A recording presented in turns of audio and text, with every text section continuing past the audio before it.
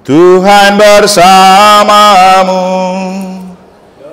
dan bersama rohmu. Inilah Injil suci menurut Markus. Dimuliakanlah Tuhan. Sekali peristiwa menjelang malam, Yesus berkata kepada murid-muridnya, marilah kita bertolak ke seberang. Mereka meninggalkan orang banyak lalu bertolak dan membawa Yesus beserta dengan mereka dalam perahu di mana Yesus telah duduk. Dan perahu-perahu lain juga menyertai dia. Lalu mengamuklah topan yang sangat dahsyat dan ombak menyembur masuk ke dalam perahu, sehingga perahu itu mulai penuh dengan air. Pada waktu itu, Yesus sedang tidur di buritan, memakai bantal. Kemudian murid-muridnya membangunkan dia dan berkata kepadanya, Guru, tidak pedulikah engkau kalau kita binasa? Yesus pun bangun, membetak angin itu, dan berkata kepada danau itu, diam, tenanglah. Lalu angin itu reda dan danau itu menjadi teduh sekali. Yesus pun berkata kepada murid-muridnya, mengapa kamu begitu takut? Mengapa kamu tidak percaya? Mereka menjadi sangat takut dan berkata satu sama lain, siapa sebenarnya orang ini? Sehingga angin dan danau pun taat kepadanya.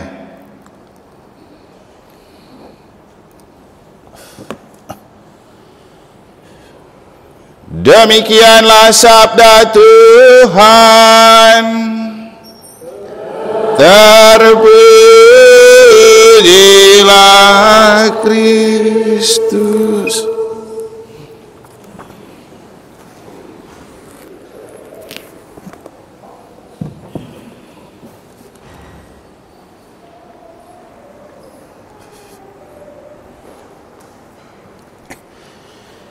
Siapa sebenarnya orang ini sehingga angin dan danau pun taat kepadanya? Para suster, Bapak Ibu, saudara-saudari, adik-adik dan anak-anak sekalian yang saya kasih dalam Tuhan, pertanyaan ini penting untuk kita tanyakan ulang agar kita makin mengenal Tuhan Yesus yang kita percaya sebagai penyelamat. Waktu misa 7 hari Pak Man Bagio, saya mengajak kita untuk mari mengenal kembali Allah yang kita imani, Allah yang kepadanya kita akan pergi setelah hidup di dunia ini berakhir. Kita telah menemukan banyak definisi tentang Allah yang telah kita imani. Allah Maha Rahim, Allah Maha Pengasih, Allah Maha Pengampun, Allah Maha Penyayang, dan Allah yang menginkarnasikan diri dalam Yesus Kristus yang kita santap tubuh dan darahnya dalam Ekaristi. Nah, hari ini Allah yang kita imani tampil dalam diri Yesus melalui sebuah karakter dan sifat yang lain, yaitu Allah yang peduli. Peduli dengan kita saat hidup kita diterpa badai atau ombak. Dan kepedulian Allah ini melampaui apa yang kita sering lakukan. Minggu lalu kita diajak untuk merenungkan tentang hidup itu sebuah proses, dan proses itu saat di mana Allah bekerja, juga pada saat kita tidur, pada saat kita istirahat, pada saat kita sedang tidak menyadari kalau Tuhan itu tetap bekerja bersama kita. Kita menemukan Allah itu tidak tidur, seperti dia menumbuhkan sebuah benih yang ditaburkan pada malam hari. Orang yang menaburnya tidur, besok pagi dia bangun, dia datang lihat benihnya berkecambah dan bertumbuh. Siapa yang membuat itu? Kita percaya itulah pekerjaan Tuhan pencipta dan pemelihara hidup. Jadi Tuhan selalu menjaga dan memelihara saat kita tidur. Tapi saat Tuhan tidur, apakah kita tidak ganggu? Nah, ini yang kita temukan dari Injil pada hari ini. Ternyata Tuhan butuh tidur. Dan dia sedang tidur di buritan dalam sebuah perjalanan. Tapi ketika Tuhan sedang asik tidur, murid-muridnya ganggu. Coba bayangkan kalau kita lagi nyenyak, tiba-tiba orang bangunkan, pasti tidak mudah untuk kita tetap enjoy begitu. Pasti kita berontak, pasti kita marah. Lagi tidur enak-enak kok diganggu. Tapi yang Yesus buat apa? Begitu dibangunkan oleh muridnya, dia tidak bicara sama mereka, langsung dia membuat apa yang dibutuhkan oleh mereka. Tenangkan danau, tenangkan angin. Dia hanya cuma bilang begini kepada murid-muridnya, masih juga kamu tidak percaya. Jadi pada saat kita tidur, Tuhan tidak tidur. Pada saat Tuhan ingin tidur, kita malah sering ganggu Tuhan. Dan memang Bapak Ibu, kalau kita membayangkan, memang Tuhan itu tidak bisa tidur. Dan memang Tuhan tidak butuh tidur sih sebenarnya. Kenapa? Misalnya kalau kita punya jam tidur malam, untuk kita jam tidur itu kan jam bangun untuk orang di Eropa dan di Amerika Latin. Kita tidur, mereka main bola. Berarti saat kita tidurnya, ada orang lain yang punya kebutuhan, yang butuh bantuan Tuhan. Nanti giliran mereka tidur, kita yang bangun. Jadi memang Tuhan itu tidak akan pernah tidur. Terlalu banyak orang yang harus dibantu, terutama ketika sedang mengalami kondisi yang mencekam, yang terkapar, yang sedang dalam bahaya ancaman seperti yang dialami oleh para murid. Dan saya rasa kalau dihitung di dunia ini, tidak ada orang yang tidak punya kegalauan dan masalah setiap detik. Hitung saja semua umat manusia. Kita yang di negara yang 800-an saja kalau dikumpul-kumpul, mungkin setiap detik Tuhan kita ganggu, karena setiap orang punya masalah tersendiri dan butuh Tuhan bantu. Tapi cerita ini mau menunjukkan kepada kita betapa hebatnya kita punya Tuhan. Tuhan yang peduli dalam kondisi apapun, Dia siap untuk bantu kita. Tapi kita, apakah kita siap melayani Tuhan dan gereja dalam kondisi apapun? Seringkali kita terlalu mudah menolak karena kita merasa bahwa hidup kita lebih penting daripada pelayanan.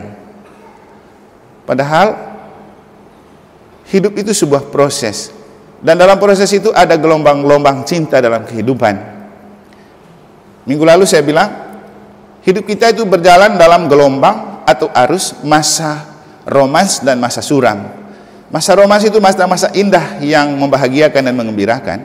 Dan biasanya saat kondisi seperti itu kita tidak terlalu butuh Tuhan. Kalau sudah di atas angin kita lupa dengan Tuhan. Tapi ketika memasuki masa suram, diterpa badai, ombak dan apapun masalah dan persoalan hidup, justru di situ kita cari Tuhan. Bahkan ketika Tuhan sedang istirahat pun kita cari. Karena kita lagi butuh. Tapi kalau Tuhan butuh kita, apakah kita sepeduli itu? Ini PR untuk kita refleksikan. Jadi Tuhan punya kepedulian itu sangat tinggi untuk kita. Kenapa? Ia sangat mencintai kita, menyayangi kita. Kalau tidak mungkin Tuhan peduli begitu. Bacaan suci pada hari ini sebenarnya tidak hanya membantu kita untuk flashback tentang apa yang kita renungkan di minggu lalu ketika kita memaknai hidup itu sebagai sebuah proses, dan biarkan dalam proses hidup itu Tuhan bekerja. Karena saat kita tidak melakukan apa-apapun, Tuhan tetap bekerja untuk kita, seperti Ia menumbuhkan benih. Dan bacaan kedua hari ini juga mengingatkan kita, kalau saya tidak salah ingat, 2 minggu lalu saya berkhotbah tentang jangan salah menilai.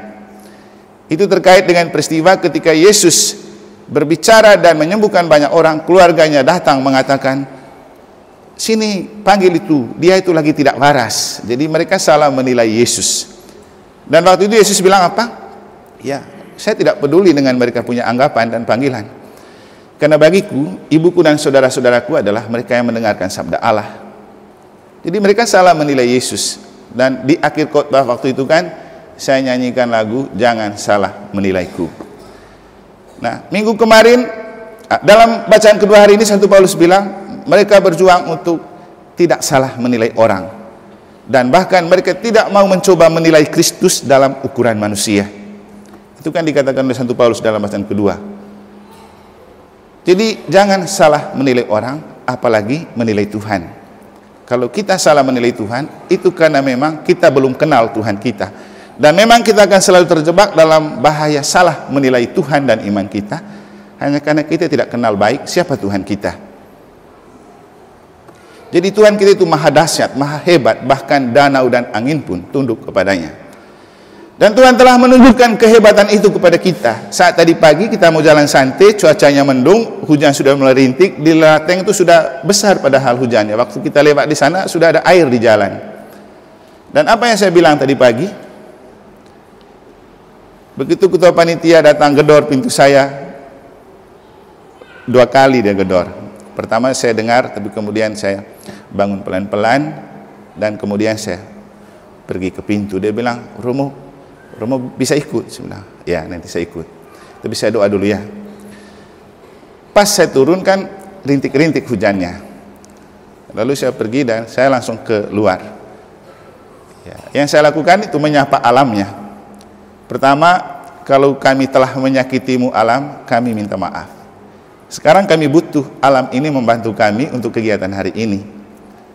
Saya kan datang dengan tunduk tadi sedikit itu, saya buat tanda salib di alam itu. Kemudian kita mulai dengan doa, dan apa yang saya katakan sebelum berkat? Kita sudah mohon ampun kepada Tuhan, kita sudah minta maaf kepada alam, sekarang jalan sudah. Kalaupun waktu kita jalan masih ada hujan, itu karena hujan pingin ikut merayakan hari ulang tahun paroki kita. Mulailah kita berjalan dan baru kita melangkah ke pintu gerbang kan rintik lagi. Ada beberapa ibu yang bisik di saya, Romo ini rintik-rintik. Apa-apa jalan saja. Setelah itu kan memang benar-benar hilang hujannya. Jadi hujan hanya datang untuk menyapa. Sampai dengan tadi selesai kan, semua aman-aman saja. Bahkan mendung itu menjadi sangat bagus karena kita kan buat kegiatan sampai habis Angelus. Jadi tidak terlalu panas karena ada awan yang menutup matahari. Kepedulian Tuhan untuk kita. Bapak Ibu, Tuhan bekerja pada saat kita sudah tak berdaya. Seperti yang terjadi dalam hidup para murid yang dikisahkan dalam Injil. Saat mereka sudah tidak berdaya, mereka ketar-ketir, tapi mereka percaya ada Tuhan di situ. Makanya mereka bangunkan dan minta kepada Tuhan, dan Tuhan lebih gesit dari kita untuk membantu. Jadi ketika kita tak berdaya, tidak ada lagi yang bisa kita andalkan. Kita cuma bisa mengandalkan Tuhan. Maka mengakhiri khotbah ini, saya mengingatkan kita, kalaupun khotbahnya dilupakan, ingat saja lagunya. Lagu ini judulnya Ku Tak Berdaya Tuhan. Kalau 2 minggu lalu kan, jangan salah menilaiku. Minggu kemarin, ku pasrahkan hidupmu padamu Tuhan.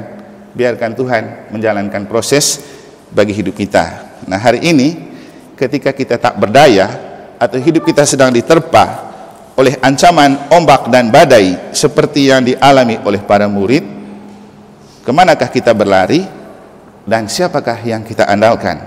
Lagi-lagi Tuhan yang kita percaya, Tuhan yang Maha Rahim, Tuhan yang peduli dengan kita. Dia justru akan mengangkat kita dari ketakberdayaan hidup kita. Karena itu jangan pernah tinggalkan Tuhan, jangan pernah setengah-setengah percaya kepada Tuhan. Teruslah percaya kepada Tuhan dan berharaplah selalu serta berpasrahlah selalu kepada penyelenggaraan Allah, karena ketika kita mencari Tuhan untuk mendapat bantuan dan perlindungan, Tuhan akan sangat peduli dan dengan sigap membantu dan menyelamatkan kita.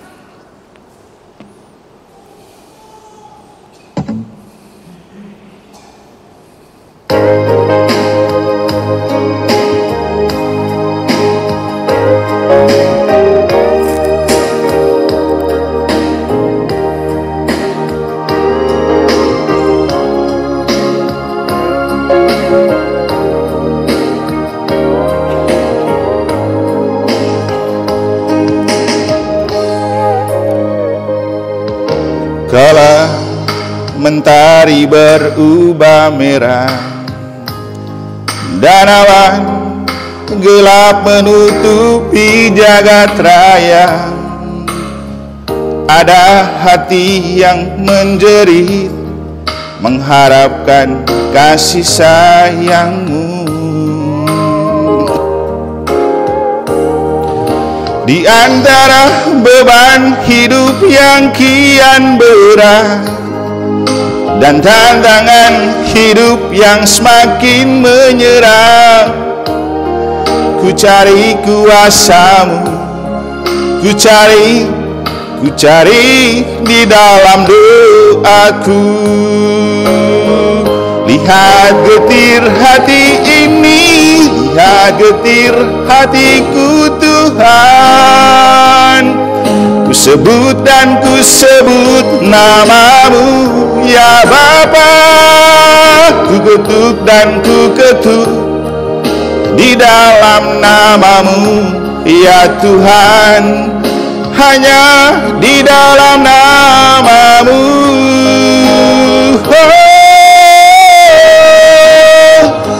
Dan tiada yang dapat memberikan kelegaan dikala kebimbangan menghimpit di hatiku, tak berdaya Tuhan. Pegang tanganku dan berjalanlah Kau di depanku selalu, agar di dalam setiap langkah aku tahu Tuhan Engkau besertaku.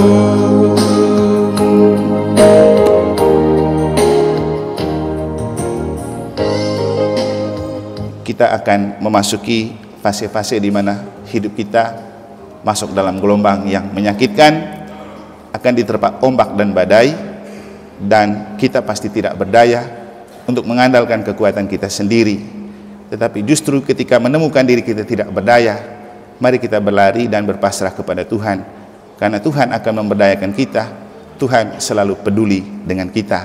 Bahkan saat Tuhan istirahat dan tidur, Ia akan tetap siap dan sigap untuk membantu dan menolong kita. Semoga Tuhan memberkati.